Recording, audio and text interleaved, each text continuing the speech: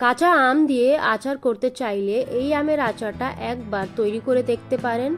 এই আমের আচার তেল ছাড়া, কম মশলা আর রোদে দেওয়ার ঝামেলা ছাড়াই তৈরি করে নিতে পারবেন। এই কাঁচা আমের আচার এত সহজে তৈরি করার পরেও খেতে ভীষণ ভালো হয়। নমস্কার বন্ধুরা, সবাইকে স্বাগত জানাই Bengali food with Anima cooking চ্যানেলে। আজও আবার হাজির হয়েছি নতুন সুন্দর একটা আমের রেসিপি নিয়ে। আশা করছি ভালো লাগবে।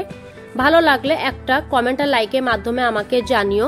কাঁচা আমের আচার বানানোর জন্য এখানে আমি নিয়ে নিয়েছি আমগুলো প্রথমে আমি সুন্দরভাবে পরিষ্কার জলে ধুয়ে নিয়েছি।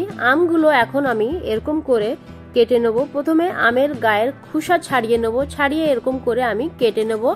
আপনারা আপনাদের মতন যে রকমের আমের আচারটা করতে চান সেই হিসাবে এর টুকরোগুলো করে নিতে পারবেন। আমি এখানে রাউন্ড শেপের আমগুলো কেটে নিচ্ছি। আমের আঁটি একটু কম হয়েছিল, তার জন্য খুব সহজেই আমগুলো এখানে আমি কেটে নিয়েছিলাম। আমগুলো কাটা হয়ে গেছে। এখন আমের আঁটিগুলো আমি বের করে দেব। সবগুলো আমের আঁটিগুলো আমি এক এক করে বের করে দেব। সব কেটে রাখা আমের আঁটিগুলি আমি এখানে বের করে এখন একটা পাত্রের ভিতরে রেখে দেব। দেখুন আমগুলো দেখতে কি সুন্দর লাগছে। এখন এই কেটে রাখা আমের ভেতরে অ্যাড করে দেব চিনি। চিনিটা আপনারা আপনাদের টেস্টের হিসাবেই অ্যাড করবেন। তার সাথে অ্যাড করে দিচ্ছি সামান্য পরিমাণে লবণ আর 1 চামচের মতন ভিনেগার। এখন সব কিছু মিক্স করে ঢাকা দিয়ে রেখে দেব 1 থেকে 1.5 ঘন্টার জন্য। আম ঢেকে রেখে ততক্ষণে আমি একটা মশলা তৈরি করে নেব। এখানে একটা প্যান বসিয়ে দিয়েছি, দিয়ে দিচ্ছি 5 ফোড়ন, গোটা জিরে আর মৌরি। এটাকে ভালো করে আমি ভেজে নেব। যখন একটু মশলার কালারটা চেঞ্জ হবে তখন গ্যাসের ফ্লেমটা অফ করে নামিয়ে নেব।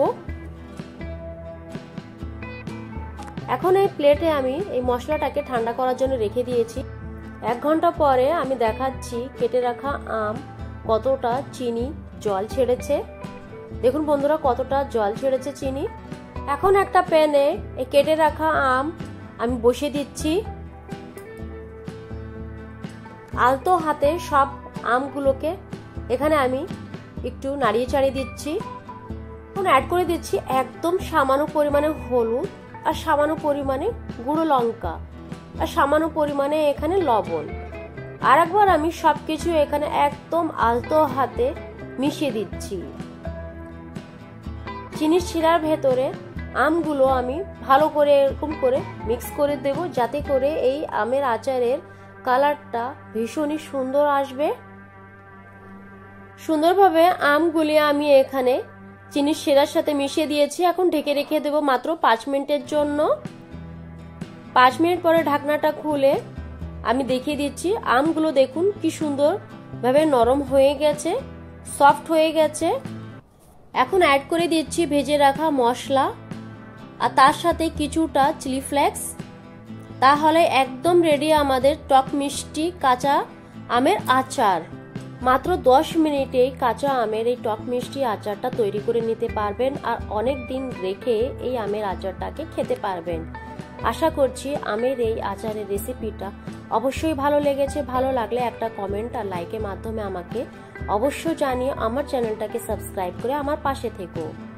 আর আমার রান্নার ভিডিওগুলি তোমাদের কেমন লাগে ওটাও আমাকে কমেন্টের মাধ্যমে জানিও।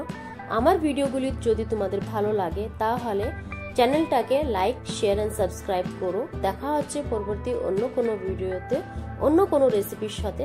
ততক্ষণের জন্য টাটা, বাই বাই।